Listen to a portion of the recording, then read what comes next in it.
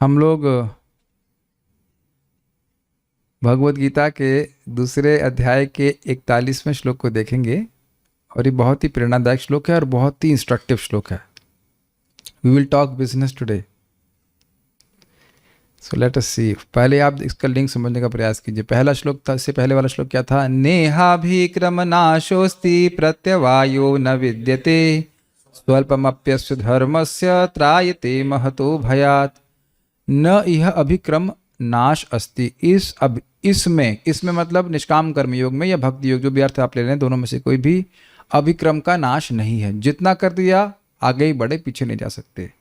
प्रत्यवायो न विद्यते, और कोई उल्टा परिणाम नहीं आता। अगर पूरा नहीं कर पाए तो ऐसा नहीं कि उल्टा चले जाओ, चलो नरक में धंस जाओ या नीचे, ऐसा कुछ भी नहीं है। और कोई ह्रास नहीं है, जितना है वो हमेशा के लिए क्रेडिट बन गया। और जितना किया है यह भी बहुत बड़ा लाभदायक है। स्वल्पमप्यस्य धर्मस्य त्रायते महतो भयात्। जो थोड़ा सा भी इस धर्म को करता है, भक्ति करता है, तो वह संसार भय में जाने से बच जाता है। तो अब कोई व्यक्ति आश्चर्य करे, भाई इतनी शक्ति क्यों आ रही है यहाँ पे इस निष्काम कर्मयोग के मार्ग में या भक्ति योग के मार्ग में? दो अलग अलग पथ हैं, लेकिन दोनों को ही भगवान यहाँ बोल रहे हैं। आप इस पथ को आप निष्काम कर्मयोग भी ले सकते हैं, भक्ति योग भी ले सकते हैं। दोनों में इतनी विशेष, ऐसा क्यों विशेषता आ रही है? तो इस पे यह श्लोक बोल रहे हैं भगवान, प्रदर्शित करते हुए कि देखिए इन दोनों पथों को, मतलब इन दोनों का पथ मतलब निष्काम कर्म योग या भक्ति योग के इस गुण को समझ करके इसके जो साधक हैं उनकी बुद्धि के भेद को दिखा रहे हैं। लिंक थोड़ा समझना कठिन होगा। जो निष्काम कर्म योग या भक्ति योग कर रहे हैं वो लोग एक निश्चय वाले होते हैं, और जो लोग कर्मकांड आदि में फंसे हुए हैं उनकी बहुत सारी शाखाएं, उनकी बुद्धि स्थिर नहीं रह पाती है। इस बुद्धि के भेद के द्वारा ये दिखा रहे हैं कि ये पथ विशेष है। जो साधक है उसकी बुद्धि की उत्कृष्टता और निकृष्टता, श्रेष्ठता और हेयता, हाईनेस एंड लोएनेस, वो दिखा करके दिखा रहे हैं कि ये पथ कितना श्रेष्ठ है। कभी आपने सुना नहीं ऐसे, अरे भैया ये तो बड़े बड़े लोग उस पथ पे जाते हैं। तो बड़े बड़े लोगों की बुद्धि की स्थिति को दिखा कर कितने वो वन पॉइंटेड होते हैं। इन दोनों मार्गों की विशेषता को सूचित किया जा रहा है। निष्काम कर्म योग लीजिए या फिर भक्ति योग लीजिए। कुछ ग्रहण कर पा रहे हैं? लेट्स सी, एक बार श्लोक थोड़ा देखेंगे तो आपको समझ में आएगा। मेरे पीछे बोलिए। व्यवसायात्मिका बुद्धि, व्यवसायात्मिका बुद्धिर एकेह कुरु नंदना, एकेह कुरु नंदन बहुशाखा हिनन्ताश्च, बहुशाखा हिनन्ताश्च बुद्धयो व्यवसायिना, बुद्धयो व्यवसायिनाम्। व्यवसायात्मिका बुद्धिर एकेह कुरु नंदना, व्यवसायात्मिका बुद्धिरेकेह कुरु नंदन बहुशाखा हिनन्ताश्च बुद्धयो व्यवसायिना। बहुशाखा हिनन्ताश्च बुद्धयो व्यवसायिनाम्। बोलिए। व्यवसायात्मिका बुद्धिरेकेह कुरु नंदन व्यवसायात्मिका बुद्धिर एकेह कुरु नंदना, बहुशाखा हिनन्तश्च बुद्धयो व्यवसायिनाम्। बहुशाखा हियनन्ताश्च बुद्धयो व्यवसायिना। अच्छा,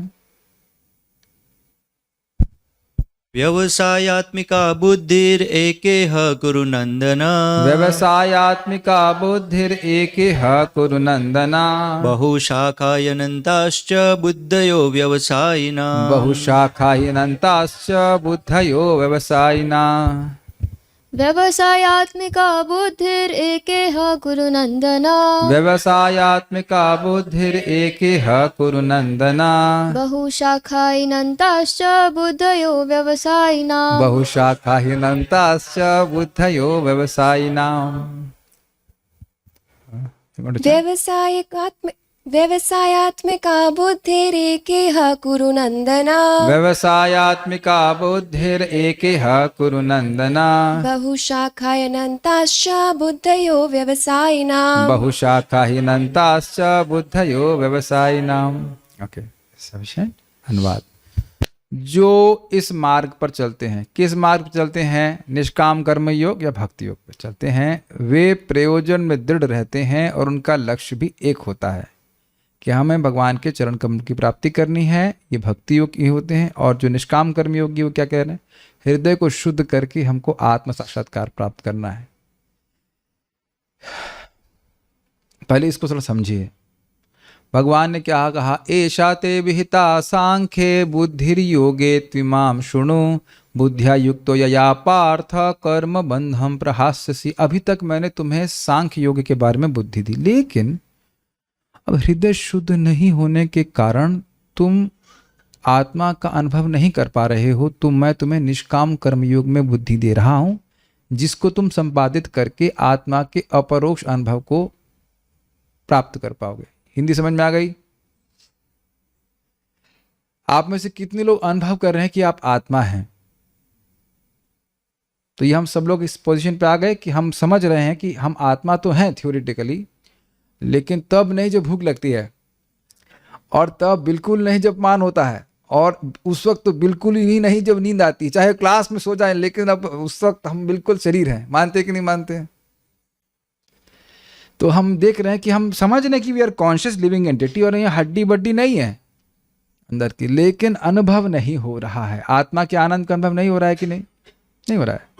तो फिर पूछेगा व्यक्ति, यहाँ जब बात क्लियर हो गई, ध्यान से सुनना, पहले ही चीज समझ में आ गई थ्योरी में कि मैं आत्मा हूं, और दूसरी चीज प्रैक्टिकल क्या दिख रही कि आत्मा के आनंद का वर्णन जो शास्त्र करता वो मैं उससे दूर हूं, वो मुझको नहीं हो रहा है।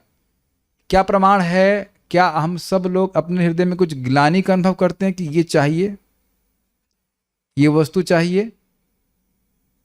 Yes, no? यही दिखा रहा है कि हम आत्मा के अनुभव से दूर हैं। डाइजेस्टेड? नो? यस?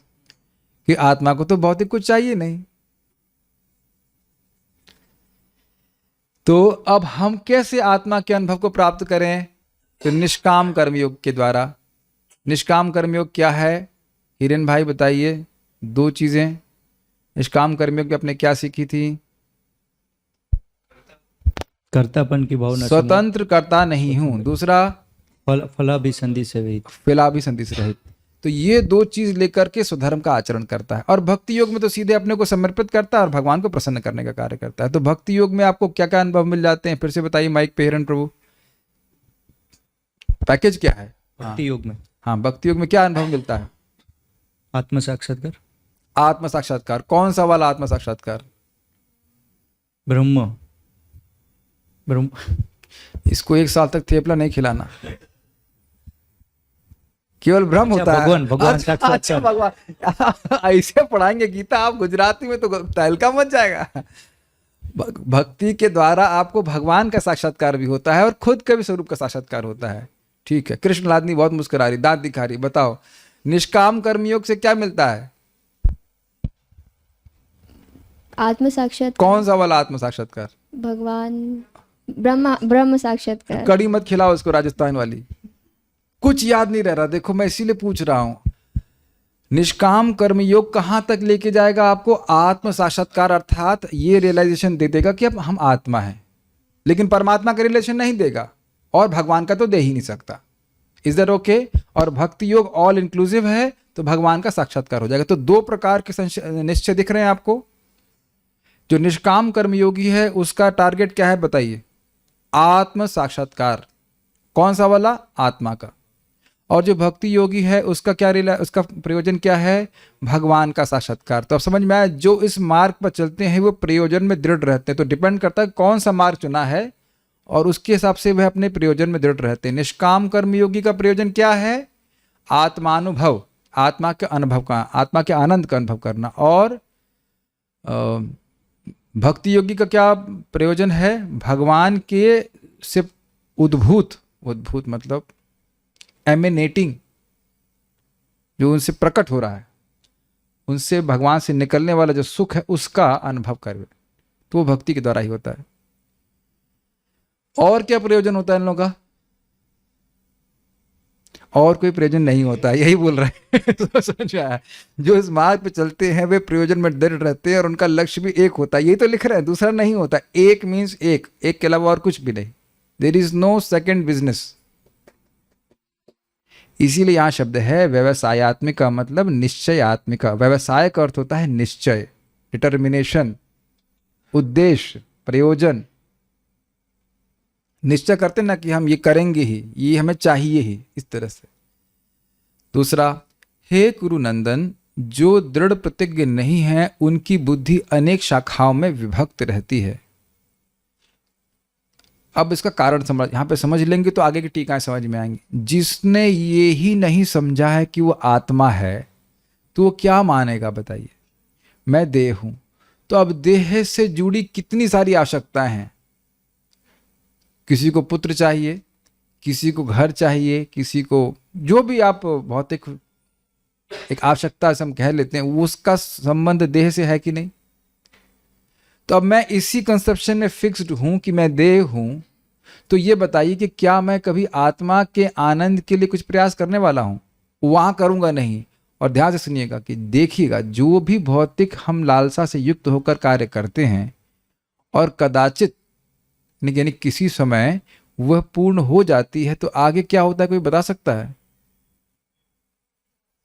और अन्य इच्छाएं प्रकट हो जाती हैं। मान लीजिए हम किसी कॉलेज में पढ़ने के लिए चले गए, तो अब देखिए कॉलेज के में वो वाले सिलेक्शन हो गया, तो अब ऐसा नहीं कि अब उसके बाद तृप्त हो गया और कोई इच्छा नहीं रही। आगे जॉब की इच्छा है, यहाँ पे अच्छे नंबर लाने की इच्छा है, इत्यादि इत्यादि। तो एक तो उसके बाद बहुत सारे फल हैं, और जब हम उसको कुछ प्राप्त करना चाहते हैं उसके बीच में भी बहुत सारी इच्छाएं आती रहती हैं। तो यहाँ बता रहे हैं कि जो लोग भौतिक इच्छा प्राप्त करने के लिए यज्ञ आदि करते हैं, तो उस यज्ञ का एक लाभ होता है, लेकिन उस यज्ञ को थोड़ा सा ट्वीक कर दीजिए। इंग्लिश समझते हैं ट्वीक, हल्का सा कुछ चेंज कर दीजिए, तो अलग अलग अर्थ भी आपको प्राप्त हो जाएंगे। आप लोगों ने भागवतम में सुना होगा 2 स्कंद के 3 अध्याय में कि खादिर की लकड़ी यज्ञ के द्वारा यज्ञ का स्तंभ होना चाहिए, होना चाहिए। लेकिन क्या शब्द था वहां पे, संयोग, भूल रहा हूं शब्द, लेकिन उसी लकड़ी के प्रयोग के द्वारा पुत्र की प्राप्ति भी होती है। तो एक यज्ञ किया जा रहा है किसी उद्देश्य को लेकर के, लेकिन उस यज्ञ के बीच में भी और गौण फल हैं जहां उन लोगों का मन जा सकता है। क्या ये आप समझ पा रहे हैं? इसीलिए कह रहे हैं कि दृढ़ प्रतिज्ञ नहीं होते। एक भौतिक इच्छा, उसके संग कितनी सारी अन्य इच्छाएं, और इस कारण से उनकी बुद्धि भी अन्य प्रकार की होगी। ये प्राप्त करना है, वो प्राप्त करना है, ऐसे करना है। अभी हमारे एक भक्त हैं, वो बता रहे थे, उनके अभी तो पिताजी का शरीर छूट गया, उन्होंने पिताजी को कैंसर भी हो गया था, फिर भी क्या अब तो भजन कीजिए। नहीं नहीं बेटा, अभी तुम्हारी शादी नहीं हुई है और तुम्हारी बहन की शादी नहीं हुई है, और उसके बाद वो ताऊ जी की लड़की क्या कहेंगे, जो भी भतीजी थी उसकी बेटा रह गई शादी, ये वो करते करते, और वो देखे थे कि उनके बड़े भाई की मृत्यु हो गई थी कुछ साल पहले, और अब खुद भी कैंसर हो गया, लेकिन फिर भी उसी में लगे पड़े हैं। बेटा देखो दुकान ठीक से चलाना, और उनको खुद बोल रहे थे मैं मरना, मैं तो अब दुकान में ही मरना चाहता हूँ। देख रहे किस प्रकार से आसक्ति होती है। क्या ये सब आप लोग दुनिया में देख पा रहे हैं? अब ये बताइए कि वो व्यक्ति कभी भजन क्यों नहीं कर रहे हैं? क्योंकि कभी चित्त में आया ही नहीं कि मैं आत्मा हूं। देखिए, इसका अर्थ यह नहीं है कि उसको आत्मा का साक्षात्कार हो गया है। यहां पे सिद्ध व्यक्ति के वर्णन नहीं कर रहे हैं, साधक की मनोवृत्ति का वर्णन कर रहे हैं, जिसको आत्मा का अनुभव हुआ नहीं है, लेकिन यह समझ में आ गया है कि मैं आत्मा हूं। तो अब वो अपने मन को कभी भी भोग प्राप्ति में नहीं लगाएगा, अपनी इंद्रियों को भोग प्राप्ति के लिए नहीं लगाएगा। कोई भी कर्म करेगा तो उसका प्रयोजन ये नहीं होगा कि वह उससे कुछ भौतिक प्राप्त करे, because it is not going to touch me. बहुत एक्सॉल्टेड कॉन्शियसनेस है, लेकिन थोड़ा समझने का प्रयास कीजिए। देखिए, जब कोई व्यक्ति साधन कर रहा होता है तो लगता है कि ये प्राप्त करने में क्या दिक्कत है, लेकिन एक सिंपल सी बात है, आनंद लीला प्रभु। आप लोग कार से आए, कैसे आए? कार से आए, साधन लिया आपने, तो उस कार से आप लोग कौन सा, कानपुर, लखनऊ से कानपुर, कानपुर की पहले एक और आता है उन्नाव, आता है उन्नाव, आता उन्नाव में वो जो बाजार लगी थी उसमें अमरूद नहीं खरीदे आपने?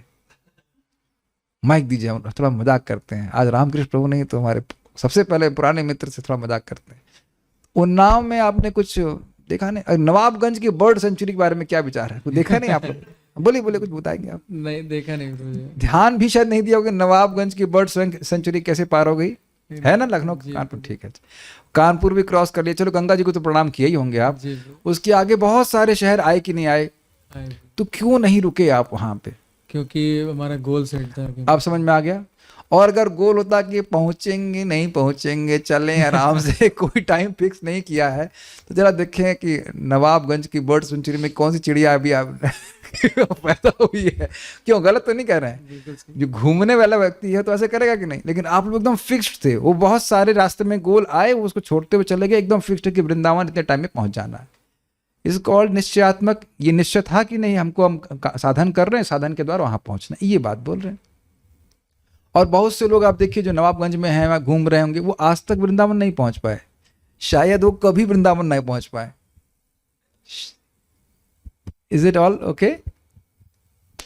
साधन की क्षमता है उनके पास, वो भी बस में बैठ करके वृंदावन आ सकते हैं, लेकिन जब संकल्प ही नहीं है तो क्या किया जाएगा? Is it okay? So let us this. तो यानी संकल्प में एकदम क्लियर है कि मुझे आत्मा का अनुभव प्राप्त करना, इसके लिए मेरा जन्म है और किसी चीज के लिए नहीं है। बहुत सिंपल श्लोक लगता है, लेकिन यह भी समझने के लिए, धारण करने के लिए हृदय के शुद्धिकरण की आवश्यकता है। जे एक बार सुन लेने से कि जीवन का लक्ष्य भगवत प्रेम प्राप्ति है, समझ में नहीं आता। जब हम बारंबार जप करते हैं तब हमको महसूस होने लग जाता है कि ना, भक्त लोग सही कह रहे थे। पहली बात तो समझ में नहीं आता कौन है कृष्ण से प्रेम के बारे में बात कर रहे हैं, और उसके बाद आप धीरे धीरे समझ में आते लगता है कि ना, उससे ही कह रहे थे, भौतिक भोग करके मैं सुखी नहीं हो रहा हूं। This is a science we have to learn. आप में से कितने लोग को कन्विंस हो गए थे पहली बार में ही कि जीवन का लक्ष्य कृष्ण प्रेम की प्राप्ति करना है? इन लोगों को कुछ करने को मिला नहीं, इसलिए जरूर डोनेशन लेने के लिए हमको सब कन्विंस कर रहे हैं, सब बातें बोल रहे हैं, ऐसे कुछ कुछ कुछ तो आए, वो ये क्या बोल रहे हैं। अच्छा, कितने लोग कन्विंस हो गए थे कि जगत में दुख है? वाह, that will be very nice question, is it not? जब आपने पहली बार सुना था कि जगत में दुख है, कितने लोग, अच्छा एक भक्त बोल रहे हैं, कन्विंस हो गए थे। Time will tell. जब हमारा परफेक्ट, हमारा जो भगवान ने हमारे मन के सेटअप के अनुसार जो इंद्रिय तृप्ति का विषय दिया था, बनाया हुआ है, जिसको केवल माया जानती है और जगत में कोई नहीं जानता है, nobody knows, we do not reveal that to anyone। जब वो सामने आता है तब भी स्मरण रखते हैं कि जगत दुख का घर है। जगत दुख का घर है, पता कहाँ याद आता है? अस्पताल में और या फिर पुलिस स्टेशन में, और कहीं यहाँ शमशान में, और कहीं याद नहीं आता। सबसे ज्यादा याद आता है अस्पताल में। क्यों? आनंद लेते प्रभु, देख बड़ा डिप्रेसिंग लगता है, किसी का मुंह फटा हुआ है, कोई किसी की हड्डी टूटी हुई है, और ये तो बहुत डरावना है। और कभी कभी मन में आता कि ये मेरे संग भी हो सकता है क्या? तो लोग अन्यथा याद नहीं रहता। तो समझ, अगर व्यक्ति समझेगा कि जगत में,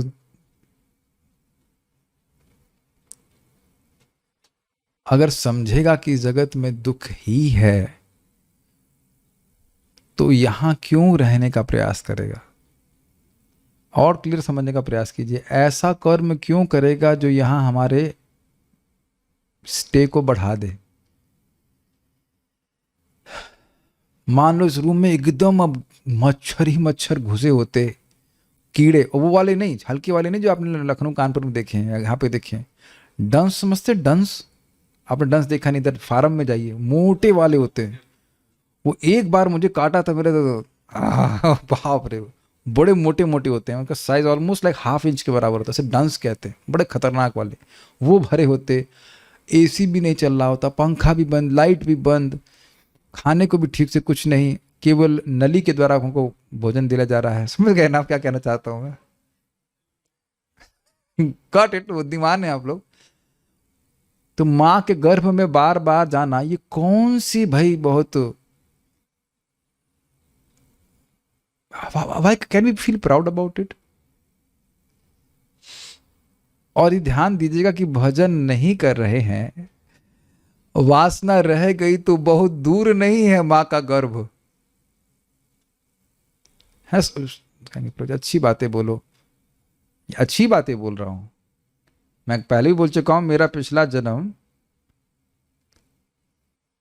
ऑलमोस्ट एग्जैक्टली 41 ईयर्स पहले था। और अब अगला जन्म भी अब मिडिल रेंज आ गया, मेरा एस्ट्रोलॉजी के हिसाब से 81 उम्र है।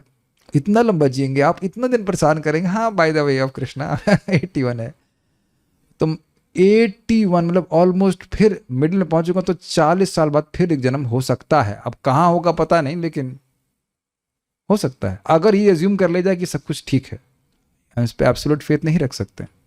It's not a big time, we can't relax. इसीलिए व्यवसायात्मक कहा, ऐसे कर्मों में हमें प्रवृत्त होना चाहिए जो हमको निश्चित पार कराने वाले हों। तो अन्वय जरा देखिए, कुरुनंदन, हे कुरुनंदन, कुरुओं के पुत्र, यह इस भक्ति मार्ग में स्लैश निष्काम कर्मयोग में, डिपेंडिंग कि दोनों में से कौन से मार्ग को स्वीकार करता है। व्यवसायात्मिका बुद्धि, निश्चयात्मिका बुद्धि एक निष्ठा होती है। ये थोड़ा समझने का प्रयास कीजिए। आज हम केवल श्लोक को समझेंगे, घबराइए मत, लंबी क्लास नहीं होगी। हम खाली चाहते हैं श्लोक समझ लीजिए। व्यवसाय का अर्थ क्या होता है आप लोग समझते हैं? व्यवसाय का अर्थ यहाँ पे होता है बिजनेस। सो जैसे मैंने शुरुआत में बोला, I mean business, I do, कहते हैं he is a no nonsense person. ये सुना है आपने?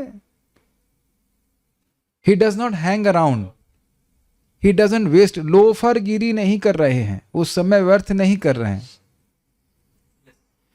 पढ़ाई करते हुए देखा आपने बच्चों को, जो लोग बड़े अच्छे होते हैं उनका एकदम निश्चय क्लियर है कि हमको अच्छे नंबर लेके आने हैं, तो वो अपना समय व्यर्थ नहीं करते हैं, पढ़ते रहते हैं। तो इसीलिए कह रहे हैं निश्चयात्मक। क्या निश्चय है? निष्काम कर्म योग करके मुझे आत्मा का अनुभव प्राप्त होगा, ये निश्चय करूंगा ही। मैं भोग के लिए कोई प्रयास नहीं करूंगा, मैं भगवान को प्रसन्न करने के लिए निष्काम कर्म योग करूंगा, एक। दूसरा, भगवान को प्रसन्न करने के लिए मैं भक्ति मार्ग को ही स्वीकार करूंगा। वो सबसे अच्छा निश्चय है। लेकिन अगर कोई निष्काम कर्म योग कर रहा है तो वह भी इसी प्रकार के निश्चय से युक्त होगा। निश्चय कॉमन है, गोल्स थोड़े अलग हैं, आत्मा का साक्षात्कार और भगवान का साक्षात्कार। लेकिन आप जानते हैं वो डिफरेंट लेवल्स हैं। आत्मा का साक्षात्कार के बाद वो परमात्मा उसका भगवान के पास जाएगा, तो गलत नहीं है वो। बट जो गोल पे फिक्सेशन है उसके बारे में वो पॉइंट कॉमन है। मैं समझा पा रहा हूं मैं क्या कह रहा हूं?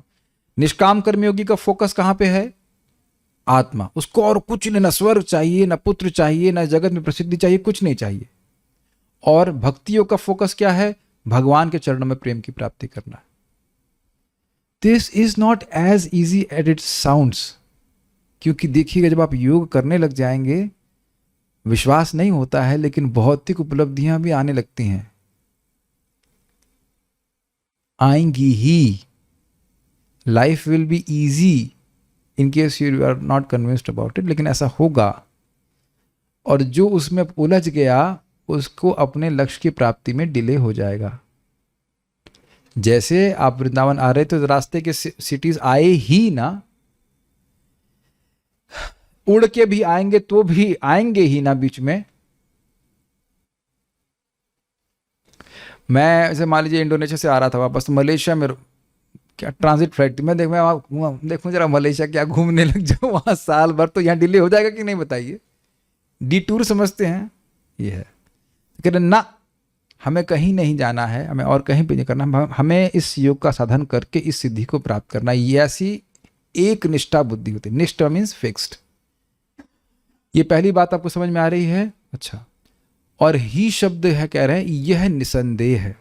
क्या निसंदेह है? कि जिन लोगों का व्यवसाय, जिन लोगों का दृष्टि आत्म साक्षात्कार में है, उनके किसी भी कर्म को करने का कोई और प्रयोजन नहीं है, केवल यही प्रयोजन है कि आत्म साक्षात्कार। बल्कि श्रीमद् भागवतम में 4 कुमारों में से सनत कुमार का बड़ा सुंदर शब्द है।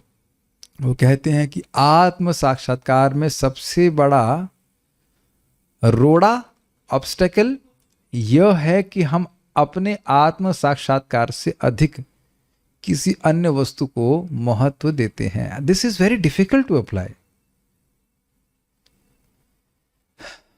ये आप अपने जप में देखिएगा, मैं अपनी बात तो कर ही रहा हूं, कितनी सारी चीजें अधिक महत्वपूर्ण है ना जप को अच्छा करने के बजाय। हम जान रहे हैं कि जप असीमित शक्ति से युक्त है, हरे कृष्ण मंत्र, और हमें अनुभव देने वाला है आत्मा का। Is very difficult, very difficult. ये श्लोक हम हजम ही नहीं, मैं नहीं हजम कर पा रहा इस बात को, लेकिन अपने आत्म साक्षात्कार से अधिक किसी और वस्तु को महत्व देना, यही हमारे आत्म साक्षात्कार में सबसे बड़ा ऑब्स्टेकल है।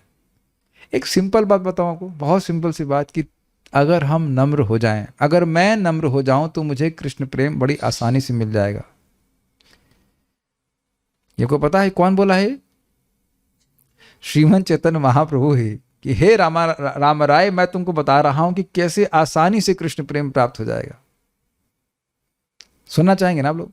त्रिनादपि सुनिचेना तरोरपि सहिष्णुना अमानिना मान देना कीर्तनिया सदा हरे। और इसको क्या करना है? इसको ऐसे हमारे कंठी है ना, उससे बांध कर रख लेना है। और कंठी में बांध के रखना है प्रभु जी, लेकिन उसका धागा पूरा नहीं हो रहा है। वो जो होता है ना पीछे इसके लॉकेट होती ना, वो बंध ही नहीं पा रही, क्या करें? हम बड़ा प्रयास कर रहे हैं, है ना, अनुभव होता है प्रभु जी बंध ही नहीं पा रही, क्या बताएं। यानी कि माला से ऐसे हमारी कंठी हमेशा काले में बंधी रहती, ऐसे हमेशा तरोरपि सहिष्णुना त्रिनादपि। अगर हमेशा ऐसा करेगा तो कृष्ण प्रेम बहुत जल्दी मिल जाएगा। तो जिसकी व्यवसायत्मिका बुद्धि हो कि मुझे भगवत प्रेम प्राप्त करना, उसका अभ्यास करेगा कि नहीं करेगा बताइए? Just one example and there can be so many examples. तो कह रहे हैं निस्संदेह, मतलब वह है कोई, मान लीजिए फॉर एग्जाम्पल निष्काम कर्मयोग में कोई यज्ञ कर रहा है, तो आप ये समझ लो कि वह स्वर्ग प्राप्ति के लिए नहीं ही कर रहा है, वह पुत्र प्राप्ति के लिए नहीं ही कर रहा है। वो किस लिए कर रहा है? वह आत्म साक्षात्कार के लिए ही कर रहा है। Is it understandable? वो कुछ भी यज्ञ कर रहा है, कर्म कर रहा है, उसका उद्देश्य केवल एक ही है, आत्म साक्षात्कार। ठीक है? और इसकी व्याख्या हमने पहले भी कर चुके हैं कि जो व्यक्ति इंद्रिय तृप्ति चाहता है, वो कार्य कुछ भी कर रहा है, लेकिन उसका उद्देश्य क्या है? इंद्रिय तृप्ति। जैसे एक बात समझिए, आप खाना बना रहे हैं, कौन सा खाना? मतलब खिचड़ी बना रहे हैं, ठीक है? तो खिचड़ी के लिए अब आप पानी गर्म कर रहे हैं, अग्नि जला रहे हैं, गैस सिलेंडर ढूंढ रहे हैं, लाइटर ढूंढ रहे हैं सबसे पहले, है ना, भगवाना चाहिए। पूरी रेसिपी नहीं बताऊंगा, that is concealed, that is जो भी है। चावल चाहिए, दाल चाहिए, घी चाहिए, सब कुछ चाहिए। अब ये सब चीजें कर रहा है, तो उसका प्रयोजन क्या है बता दीजिए आप। एक पॉइंट पे पकड़ेंगे तो कुछ अलग अलग काम कर रहा होगा ना, कभी चावल धुल रहा होगा, कभी दाल धुल रहा होगा, फिर ये कुछ कर रहा, लेकिन उसका प्रयोजन क्या है? खिचड़ी बनाना, ये बात है। Is that okay? तो व्यक्ति बहुत सारे कर्म करते हुए दिखेगा, लेकिन उसका प्रयोजन है आत्मा का साक्षात्कार। Is that okay? और भक्ति मार्ग में व्यक्ति बहुत सारे कार्य करते हुए दिखेगा, क्या प्रयोजन है? कृष्ण को संतुष्ट करना। आनुकूलिना कृष्णानुशीलनम भक्तिरुत्तमा। Is it okay? चाहे भगवत गीता का प्रवचन हो, चाहे वो श्रवण कर रहा है, चाहे वो जप कर रहा हो, चाहे भगवान की आराधना कर रहा हो, भक्ति योग का एकदम क्लियर गोल है, कैसे मेरी आसक्ति भगवान में बढ़ जाए। माय डियर तुम devotees are able to follow this? क्यों कार्तिक कर रहे हैं, क्यों दीपदान कर रहे हैं? करोड़ों कल्पों के पाप नष्ट करने के लिए नहीं, भगवान में अपनी आसक्ति को बढ़ाने के लिए। इज समथिंग वेरी सिंपल, ये बात है, इसमें कोई संदेह नहीं। जिसकी व्यवसायत्मिक बुद्धि होती वो तो उस एक निष्ठ होता है, ये बात बोलना है।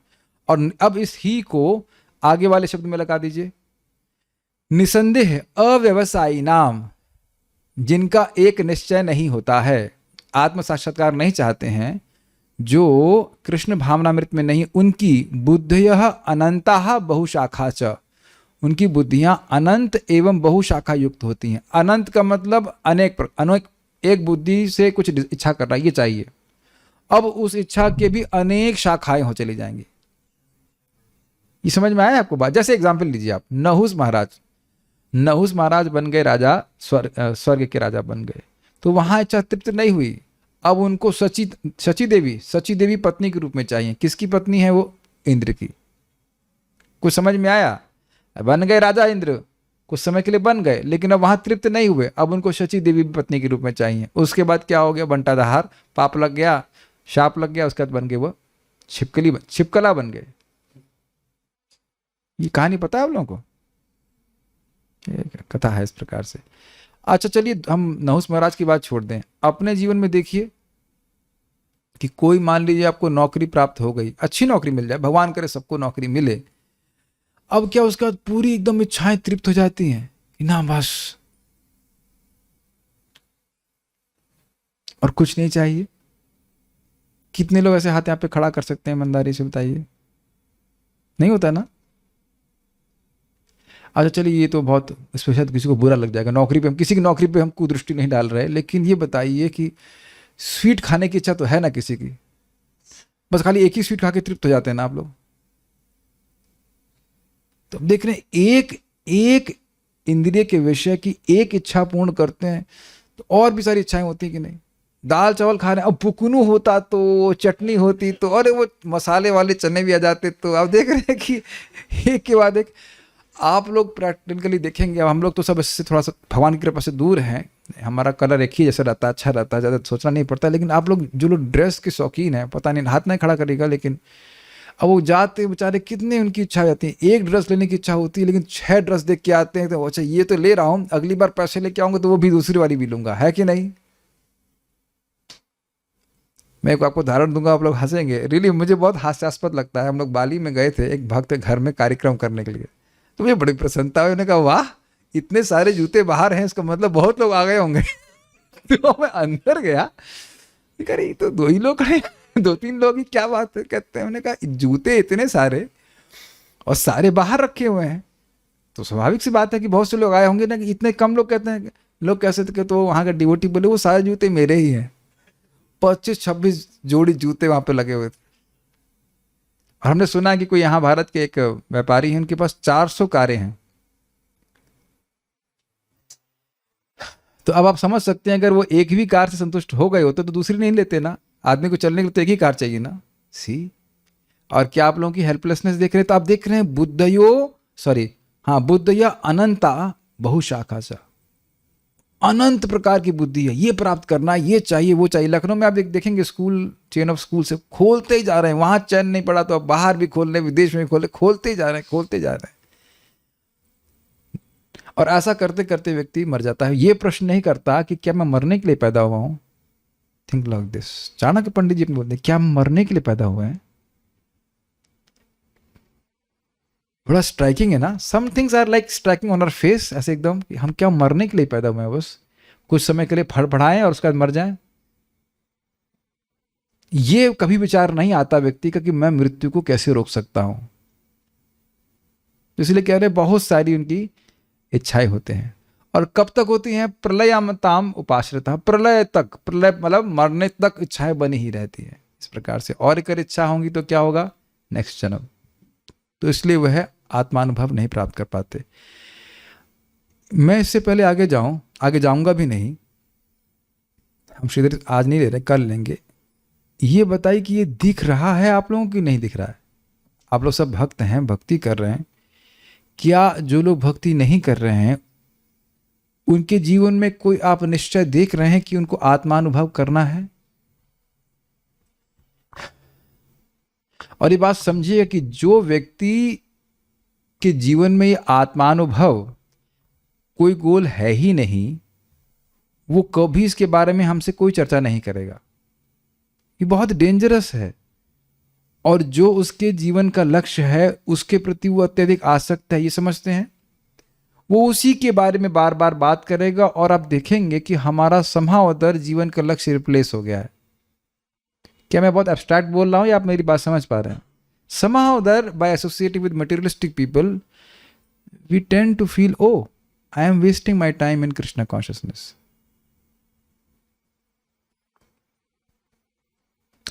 इसका रिवर्स प्रभाव है। जो लोग भक्ति में खूब लगे हुए हैं, जम के लगे हुए हैं, उनसे बातचीत करेंगे तो क्या अनुभव होगा? Oh, I am wasting my time in material life. मैं भौतिकतावादी जीवन में अपना समय व्यर्थ कर रहा हूं। और कभी कभी आप देखेंगे कि ये चीज से हम थोड़े डरते भी हैं। Do you agree? हम ये चीज ग्रहण, ये सुनना नहीं चाहते। This is a reality. एक भक्त थे भरतपुर में, हमने कहा आपने कभी सोचा है कि शाश्वत प्लेन से ऊपर से देखिए तो बहुत सारे जन्म हैं, इस जन्म की ही पत्नी नहीं है, पिछले जन्म ही पत्नी थी, उससे पहले वाली पत्नी थी। प्रभु जी मत बताइए, डर लग रहा है इसका। शाश्वत प्लेन से देखने लग जाएंगे तो यहाँ हम एब्जॉर्ब बने रहना चाहते हैं, ये करना है, ये धरना है, वो पकड़ना है, ऐसे करके। आप में से कितने लोगों ने अनुभव ऐसा किया है कि जो हम भौतिकता में बहुत ज़्यादा इन सब मतलब उलझ जाते हैं तो रियली एक बात भूल जाते हैं, और वो है कि हम आत्मा हैं। Have you not notice? इसलिए बहुत सतर्क रहना चाहिए। तो हमने आज जो श्लोक में सीखा वो ये है, भगवान बता रहे हैं कि व्यवसायत्मिका बुद्धिर एकः कुरुनंदना। जिन लोगों का आत्म साक्षात्कार गोल है, उनका व्यवसाय, उनकी बुद्धि निश्चयात्मक होती, मुझे इस कीचड़ से बाहर निकलना है। कीचड़ कौन है? कीचड़ का नाम बताएंगे, जगत। इस भौतिक जगत से बाहर निकलना है, अपने आत्मा का अनुभव प्राप्त करना है, और इसके लिए मैं निष्काम कर्म करूंगा, या भगवान को सुखी करना चाहता हूं, भगवान का अनुभव प्राप्त करना चाहता हूं, भक्ति मार्ग में आऊंगा। और इसमें एक और बात आप महसूस करेंगे कि निश्चित भगवान बोल रहे हैं तो सफलता मिलेगी। इसमें मेरे लिए कोई संशय करने की आवश्यकता नहीं है। निश्चित मुझे सफलता मिलेगी कि भगवान ने बताया, ये भगवान के द्वारा दिया गया उपाय है, इसलिए इसको निश्चयात्मक रूप से करेगा ना। भगवान जो बता रहे वो सही है, वो कार्य करेगा, उसको क्रियान्वित करेगा।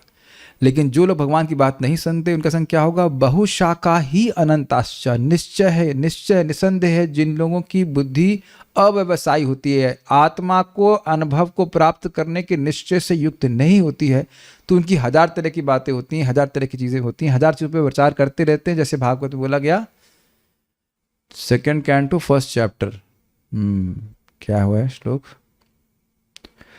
श्रोतव्यादीनि राजेंद्र निर्णाम संति सहस्रशः अपश्यताम आत्मतत्वम गृहेषु गृहमेधिनाम। श्रोतव्यादीनि राजेंद्र निर्णाम संति सहस्रशः। हे राजेंद्र, कौन राजेंद्र? परीक्षित महाराज सुखदेव गोस्वामी कह रहे हैं श्रोतव्यादीनि, श्रोतव्य सुनने के लिए, यानी आदि का मतलब कीर्तन करने के लिए, स्मरण करने के लिए, भजन करने के लिए बहुत सारे विषय हैं, हजारों विषय हैं, लेकिन अपश्यताम आत्म तत्व, आत्म तत्व को नहीं देख रहे हैं कि मैं ये देह नहीं हूं, तो वो विषय कभी नहीं आता उनके। बताइए हमारे जीवन में कभी आई बात? नहीं आती।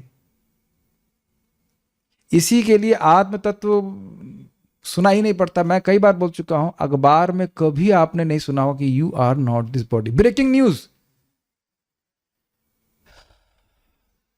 आप लोगों को पता है कि आप लोग शरीर नहीं है, कभी नहीं आया। बल्कि एक भक्त हमारे यहाँ पे दिख रहे हैं, वो जर्नलिस्ट थे, कह रहे प्रभु जी सेंस कंट्रोल, सेंस ग्रेटिफिकेशन, ये शब्द अंग्रेजी में सुने ही नहीं, जबकि अखबार में आर्टिकल लिखते थे वो। आपने भी कभी सुना लॉ पढ़ते समय सेंस ग्रेटिफिकेशन, सेंस कंट्रोल? और अद्भुत बात है कि सारे लोग उसमें प्रवृत्त हैं। धारा डैश एंड डैश के अंतर्गत इंद्र तृप्ति करने के कारण को ये सजा दी जाती है, जबकि सारी सजा इंद्र तृप्ति की वजह से हो रही है। अग्रीड? जितनी भी धाराएं हैं, जो भी पाप किया जा रहा है जगत में भी, वह इंद्र तृप्ति की वजह से हो रहा है। उधर कोई धारा नहीं जा रही, क्योंकि जगत की धारा है ही नहीं। अरे वो जज भी तो मुर्गा खा के जजमेंट दे रहा होगा, गलत है कि नहीं? हो सकता है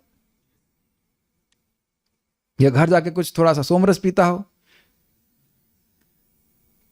कितनी अमेजिंग बात है ना ये, कि सारी पाप जो है वो इंद्रिय तृप्ति की वजह से। लेकिन इंद्रिय तृप्ति शब्द ही आप कहीं किसी किताब में नहीं पढ़ते, केवल प्रभुपाद जी के ग्रंथों में पढ़ते हैं। भगवत गीता में समझेंगे इस बात को। Is it not striking? तो जब व्यक्ति इंद्रिय तृप्ति को छोड़ करके आत्म साक्षात्कार की बुद्धि वाला होता है, तो उसकी बुद्धि निश्चयात्मक होती है ना, मैं वही कार्य करूंगा जिससे मेरा आत्म साक्षात्कार प्राप्त हो, और अन्यथा तो हम बहुत जगह भटकते रहेंगे। और आप एक और बात सुन चुके हैं, भागवत में बहुत अच्छा लगता है, परिभ्रमंस न विंदति अर्थान। घूमते रहो बेटा, पूरे पृथ्वी में नहीं, स्वर्ग में भी चले जाओ, लेकिन न विंदति अर्थान, तुमको सुख नहीं मिलेगा। कैसे? मायामये वासनया शयानः। कितना सुंदर शब्द है। इस मायामय जगत में कहीं घूमते रहो, वासना के कारण स्वर्ग अच्छा है, चंद्रलोक अच्छा है, ये अच्छा है, वो अच्छा है, लेकिन कोई सुख नहीं मिलेगा। जैसे व्यक्ति स्वप्न में बहुत सारे आलू के पराठे खा ले, लेकिन उसको भूख शांत नहीं होगी। एक स्टोरी सुनाना चाहता हूं, लेकिन हमारे तनिष्ठ प्रभु सिखा रहे थे वो स्टोरी, लेकिन ठीक है, वो थोड़ा संकोच है ऐसे बोलने में, छोड़िए। तो हम समझें कि आत्म साक्षात्कार इसके लिए फिक्स होना पड़ेगा। और ये एक अब मैं प्रश्न आप लोग से करना चाहता हूं, इस प्रकार की व्यवसायत्मिका बुद्धि होगी कैसे? बहुत आंसर इजी है। आप में से कोई बोलना चाहेंगे? माइक पे बोलिए, सुनाई नहीं पड़ा, माइक पे बताइए।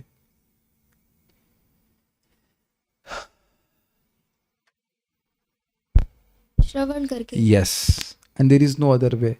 आप बारंबार श्रवण करो, हम सब लोग बार बार श्रवण करते हैं तो हमारी लाइफ रीफ्रेम रहती है। तो प्रभु जी कितनी बार श्रवण करना चाहिए, क्या फ्रीक्वेंसी होनी चाहिए, इस पर भी कुछ प्रकाश दीजिए।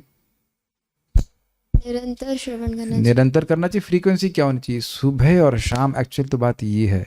अब मैं कुछ बोलना चाहूँगा जो मुकुंद दत्त प्रभु बोल रहे थे। देखिए, स्पेशली कलयुग, ये जगत इस तरह से बनाया गया, और स्पेशली कलयुग में ऐसा वातावरण है कि by evening we become super enthusiastic for sense gratification like a demon.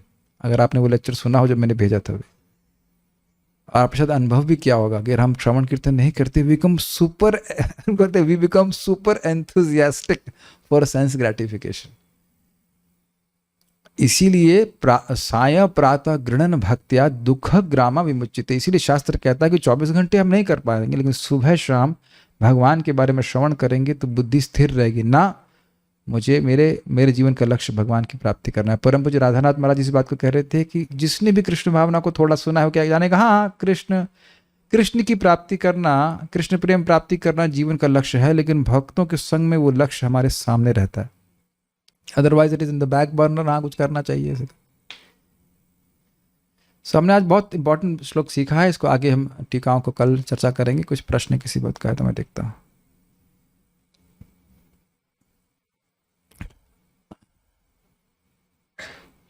वाह, आप तो इतने टाइम से प्रभु जी आप तो इतने टाइम से भक्ति कर रहे हो, क्या आपने आत्म साक्षात्कार प्राप्त कर लिया है? पहली लाइन गलत है कि इतने टाइम से भक्ति कर रहा हूं।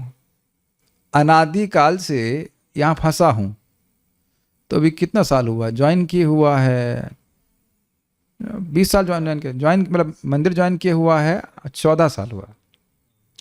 तो 14 साल में तो अब कुछ समझ में आ रहा है कि भक्ति कैसे करना चाहिए। तो इतना साल हो गया, और 14 साल में क्या 24 घंटे जब कर रहे हैं, सो नहीं रहे हैं क्या? अभी तो ये थोड़ा थोड़ा समझ में आ रहा है कि सादा भोजन खाने का क्या प्रभाव होता है। 14 साल के बाद समझ में आया है। पहले तो सोचा करता था कि बस जलेबी खाओ, पुआ पकौड़ी कुछ भी खाते रहो और भजन भी होता रहेगा, और नहीं होता है।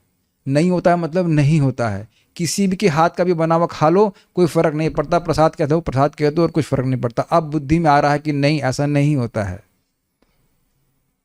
और आप 14 साल पहले भजन कर लीजिए, उसके बाद बताइएगा कि इतना आसान नहीं होता है आत्म साक्षात्कार प्राप्त करना। अरे आत्म साक्षात्कार प्राप्त हो तो आगे की बात है भाई साहब, ये निश्चयात्मक बुद्धि तो हो जाए। It is not a cheap thing. अभी भी बहुत सारी चीजें रह जाती हैं, ये रह गया वो रह गया, पता है कि चीज अच्छी नहीं है, फिर भी उधर हम प्रवृत्त हो जाते हैं। तो चर्चा करने से बात स्थिर होगी ना। We know that we are soul, is it not? It is theoretically. फिर भी ऐसे कर्म करने लग जाते हैं जो हमारे आत्म साक्षात्कार में बंधन होता है। तो हमने नहीं किया, इसलिए हमारी क्लास में मत आइए।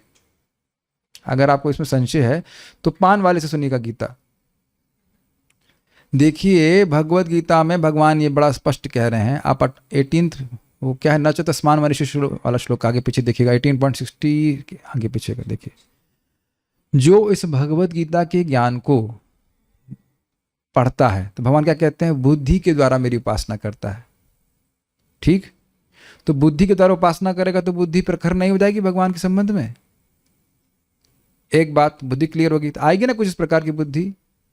इतनी बात तो क्लियर है कि मैं स्वर्ग नहीं जाना चाहता हूं। आप में से कोई स्वर्ग का, हिरण भाई दृष्टि आपकी हिरण्यकश्यप की ऊपर देख तो नहीं रहे ना, ब्रह्मा जी के पास। माताओं में से कोई नहीं। तो हम स्वर्ग नहीं जाना चाहते, अमेरिका भी नहीं जाना चाहते। सही बताऊं तो वृंदावन छोड़ के भी कहीं नहीं जाना चाहते, unless it has to be like something very very important. तो कुछ प्रगति हुई है। ये नहीं कह रहा हूं कि हम अब एकदम क्या क्या, इसमें कुछ कहने की बात नहीं। आत्म साक्षात्कार इतना आसान होता है क्या गलबा समझ रखा है आपने? तो इसलिए हमारी क्लास में मत आइए, क्योंकि हम आत्म साक्षात्कारी नहीं हैं, हम जानते हैं। लेकिन इतना कन्विक्शन है और बहुत सिंपल अंडरस्टैंडिंग है कि हम भगवान नहीं बन सकते। ये बहुत अच्छी बात हमको पता लगी कि ये व्यवसाय, ये निश्चय नहीं है कि मैं भगवान बन सकता हूँ। और इतनी बात समझ में आ रही कि हम भगवान के सेवक हैं, और जिसको अब जो सुन रहा अगर सुन ले तो भाई भगवान कह रहे हैं जिसको ये बात समझ में आ गई, 15 अध्याय आखिर के श्लोक को देखिएगा, जिसको ये बात समझ में आ गई कि वह कृष्ण का अंश है और कृष्ण की सेवा करके भगवान की प्राप्ति कर लेगा, वो विफल हो नहीं सकता। ये सूत्र हमको पता है, इतनी बात समझ में आती है। Does that make sense? तो अगर कहें कि आपको स्वरूप प्राप्त हो गया हमको, तो ना, जब हो जाएगा तो आपको बताऊंगा नहीं। जिसको हो जाता है वो अपना यूट्यूब पे प्रोमो नहीं बनाता है कि मेरा जो स्वरूप है वो ये है, तो आप कभी जान ही नहीं पाएंगे कौन रियलाइजेशन है या नहीं। मुझको ऐसा नहीं कि मैं मुझको रियलाइजेशन में बता नहीं रहा हूँ, मुझे नहीं है रियलाइजेशन, क्लियर है ना, मुझको नहीं रियलाइजेशन, लेकिन जब हो जाएगा तो भी बताऊंगा नहीं आपको। तो आपको मालूम कैसे चलेगा रियलाइज कौन है? इसीलिए परंपरा का ज्ञान दिया जाता है। क्या नाम है आपका? नाम बोले। हरि स्मृति माता जी को माइक दीजिए। माता जी ये बताइए कि कोर्ट का समन जो होता है, समन होता है ना, वो तो अब जज ही लेके घूमते हैं ना, कौन देने आता है बताइए? पुलिस वाले आते हैं। पुलिस वाले आते हैं, या पुलिस वाले में एसपी आते होंगे? नहीं, कौन आता है? वो एकदम कांस्टेबल, एकदम लोवेस्ट के लोवेस्ट व्यक्ति को समन, जिसको जाके दे आना। तो अब कहें तू समन देने आया है कांस्टेबल, तू मुझे समन देगा? नहीं, आप यही मानते हैं कि वो कोर्ट से आया, हाई कोर्ट के जज से आया समन। तो क्या जज साहब आपके पास सामने आए हैं देने के लिए? वहां तो हम यही मानते हैं कि कांस्टेबल ने दिया, तो कांस्टेबल से तो नहीं पूछेंगे तुम्हारी रैंक क्या है, पूछते हैं। और वो छोड़ दीजिए, और उदाहरण आप पकड़िए कि मान लीजिए अब आपको 5 करोड़ रुपए का चेक दिया जा रहा है, आह वेरी नाइस, और पोस्टमैन देने आएगा, कहेंगे अरे जेब देखी तूने, चप्पल फटी हुई पहन के आया है कि नहीं, चप्पल टूटी पहन के आया और तू मुझे 5 करोड़ रुपए देगा? कभी सोचेंगे ऐसा? नहीं। तो जब परंपरा के ज्ञान को कोई भी व्यक्ति देता है तो वह सीधे भगवान से सुनने के बराबर होता है। This is the potency of परंपरा। हम अपना कुछ नहीं कह रहे हैं, जो परंपरा की बात है उसको रिपीट कर रहे हैं। तो आप क्यों कर रहे हैं? ताकि मैं शुद्ध हो जाऊं और मुझे आत्म साक्षात्कार प्राप्त हो। और एक बात और समझने का प्रयास कीजिए, जब मैं परंपरा, ये बहुत ध्यान से सुनना, who is a self realise person who realises that he is a simple servant of the परंपरा। ये आप में से कौन व्यक्ति है जिसको ये रियलाइजेशन नहीं हो रहा है? ये जितने भी उपस्थित मेरे सामने भक्त हैं और जो जूम पे हैं, कौन व्यक्ति इतना निडर है, कौन व्यक्ति इतना मूर्ख है, कौन व्यक्ति इतना विद्रोही कहेगा कि सोच ले कि प्रभुपाद जी को प्रसन्न किए बिना मैं भगवत प्राप्ति कर लूंगा, या गुरु महाराज को प्रसन्न किया भगवत प्राप्ति कर लूंगा? इतना साहस किसके पास है? ये रियलाइजेशन है ना कि प्रभुपाद जी को प्रसन्न करके, गुरु महाराज को प्रसन्न करके ही मैं भगवान की प्राप्ति करूंगा। इतना तो अकल है सबके पास। ये रियलाइजेशन है कि नहीं? This realisation is always with us और नॉट? कि अगर हम ऐसा कुछ करते हैं जिससे गुरु को अप्रसन्न हो, प्रभुपाद जी अप्रसन्न हो, ये हमारे लिए अच्छा नहीं है। दिस इज सेल्फ रियलाइजेशन और नॉट एट सम लेवल? क्या सारे मायावादियों को ये रियलाइजेशन है कि वैष्णवों को प्रसन्न करके हम भगवान की प्राप्ति कर लेंगे? भगवान की प्राप्ति नहीं करना चाहते, भगवान बनना चाहते हैं। क्या थोड़ी सी भी अकल है? और दुनिया में सबको इस प्रकार की अकल है? इसी को बात को बोल रहे हैं व्यवसायत्मिका बुद्धि। आप पूरा वीडियो देखिएगा सारस्वतवर्षिणी को, एकदम क्लियर हो जाएगा। मैं मुक्त हूं या ना हूं, मुझे सुख मिले या दुख मिले, उससे कोई मतलब नहीं है। मेरे कर्तव्य है कि गुरु ने जो आदेश दिया है, प्रमाणिक गुरु ऑब्वियसली, उसको संपादित करना। प्रभुपाद जी ने कहा 16 माला जप करो, 4 नियमों का पालन करो, तुम निश्चित भगवान के पास चले जाओ। करना है हमको बस। अब हम जाएंगे नहीं जाएंगे वो भगवान के ऊपर छोड़ दीजिए, प्रभुपाद जी पे छोड़ दीजिए। और स्पेशली प्रभुपाद जी बड़ा सुंदर कहते हैं कि देखिए, कोई कंपनी का रिप्रेजेंटेटिव है, उसने कोई बात साइन करके बोल दी तो कंपनी का मालिक उसको मानता है। तो व्यवसायत्मिका बुद्धि भक्तों की है, तो उस अर्थ में सेल्फ रियलाइज्ड हैं कि हाँ, भगवान की भक्ति की मार्ग को स्वीकार किए हैं और उससे भगवान हमको अनुभव देंगे। लेकिन कहें कि अगर हम स्वरूप सिद्ध हो गए हैं तो अभी नहीं, कुछ भी नहीं। Okay, I think that answered your question. So इस पे हम से नहीं पूछ रहे हैं। एक बार एक भक्त मेरे बगल में बैठे थे, श्रीमान सार्वभौम प्रभु क्लास दे रहे थे, तो बाद में बोले क्या इनको परम सिद्धि प्राप्त हो गई है? तो मैंने बोला अगर मैं कहूँ हाँ, तो आप कैसे वेरीफाई करेंगे कि इन्हें मिल गई है? और मैं कह दूं ना, तब आप कैसे वेरीफाई करेंगे इनको नहीं मिली है? दोनों ही सूरत में तो आप स्वीकार ही कर लेंगे ना श्रद्धा से। तो सुनिए ना चुपचाप, प्रभु जी डिसाइपल सेशन में बात कर रहे हैं, परंपरा की ज्ञान दे रहे हैं, उसको सुनने का प्रयास कीजिए। वो है नहीं है कैसे मालूम चल रहा है? जो व्यक्ति परंपरा का ज्ञान दे रहा है ईमानदारी से, वो सेल्फ रियलाइज्ड है, क्योंकि वो जानता है कि पूर्ववर्ती आचार्यों की बात को बोल के ही मैं सुखी होऊंगा। मैं कृष्ण का दास हूं, कृष्ण की बात को बोलूंगा तो कृष्ण सुखी होंगे। ये सेल्फ रियलाइजेशन है कि नहीं? क्या लगातार हम बोल रहे हैं कभी उस सच्चिदानंद की प्राप्ति करनी है, लेकिन ये ना बताएं वो कौन है। Is it sinking in? इतना तो अपने को समझ में आ रहा है ना कि हम भगवान के हैं, भगवान श्री कृष्ण हमारे नित्य स्वामी हैं, उनका सेवा करनी है। This is self realisation. It is actually that simple. So will stop here. Shrimad Bhagavad Gita की जय, श्रील प्रभुपाद की जय, निताई गौर प्रेमानंदे।